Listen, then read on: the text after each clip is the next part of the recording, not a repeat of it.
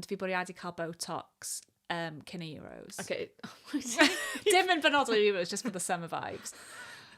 Fair enough.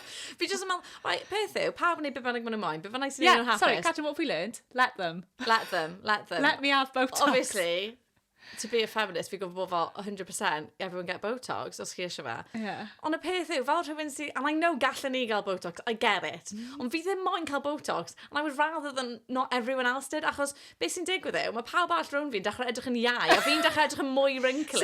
So ti ddim moyn I fi ddim cael Botox for like reasons of like feminism I fi, a you good do friendship, you. it's all about you. 100%. Fi'n mynd i edrych yn fel hyn, ni fi'n barod yn hun na ti, fi'n mynd i edrych yn hen a wrinkly. Awn ni efo'n gilydd?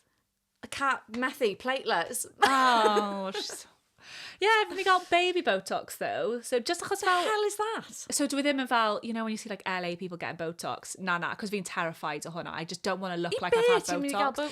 Mae gen I wrinkle fan hyn, achos fi'n ffrawn o gymaint. A mae fe'n aros yna, a mae fe'n really annoying. A fi just moyn fel gweld os mae'n neud yn y bit. If it doesn't, we'll get it ever again. Fair enough. Ond yeah. Laughter lines fi'n cael. Fi'n galw nhw'n laughter lines. Fi byth yn cael reina di wneud. Because they're fel, maen nhw'n such fel signify bod ti wedi cael bywyd hapus.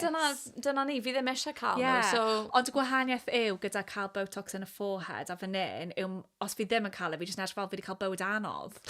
So, na i'r crows fi, ond yeah i'r forehead. Well, it all tells a story, ynddo e? Does.